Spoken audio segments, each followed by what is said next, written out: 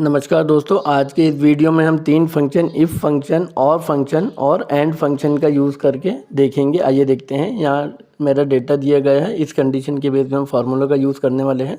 क्या लिखा हुआ है? पहली condition, all three subject has greater than 30, यानी इन तीनों सब्जेक्ट में 30 नंबर हो कम से कम तो ए ग्रेड आना चाहिए।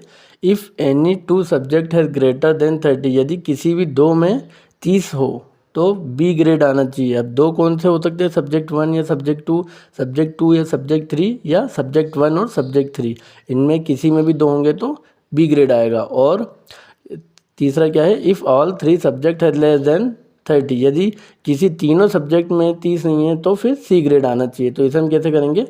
इसे हम सबसे पहले एंड फंक्शन और फंक्शन के साथ अलग अलग करेंगे, उसके बाद हम कंबाइन करेंगे। तो सबसे पहले हम एंड फंक्शन का यूज़ करके देखते हैं। मैंने लिया एंड फंक्शन। लॉजिकल वन में क्या करेंगे? ये subject 1 greater than equal to 30, comma subject 2 greater than equal to 30, comma subject 3 greater than equal to 30, और ब्रैकेट को बंद करेंगे, इंटर प्रेस करेंगे। तो ये देखिए ट्रू आ गया, क्योंकि तीनों सब्जेक्ट में 30 है। यदि मैं यहाँ पे 25 कर देता हूँ तो ये फॉल्स हो जाएगा, यानी एंड फंक्शन का काम हमारा हो गया। अब हम ये दूसरी वाली कंडीशन के हिसाब से और फंक्शन और एंड फंक्शन को कंबाइन करेंगे। आइए देखते हैं। मैंने लिया सबसे पहले और, इसके अंदर हम ले लेंगे एंड फंक्शन। लॉजिकल वन में क्या बोल रहा है? ये subject 1 greater than equal to 30, comma subject 2 ले लेंगे greater than equal to 30, bracket बंद करेंगे, कॉमा अब फिर से एंड फंक्शन लेंगे हम।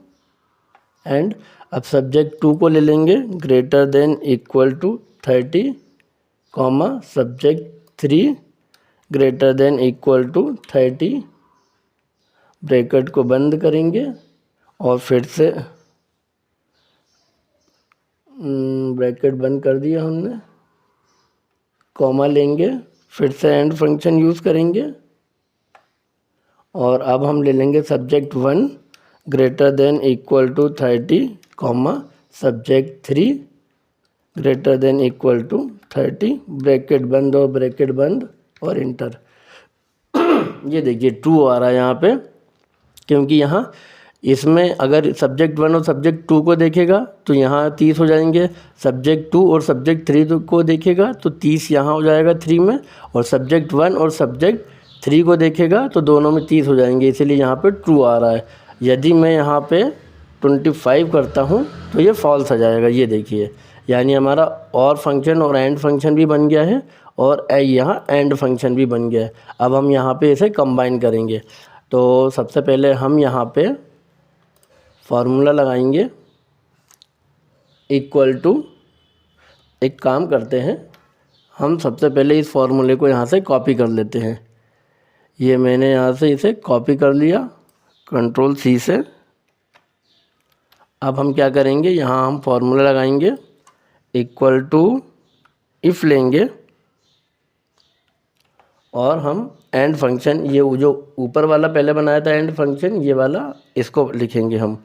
एंड लेंगे, अब क्या करेंगे? ये greater than equal to 30, comma subject 2 greater than equal to 30, comma subject 3 greater than equal to 30, और ब्रैकेट बंद। ये लॉजिकल टेस्ट हो गया। वैल्यू यदि ट्रू होती है तो मुझे आप क्या दे दो?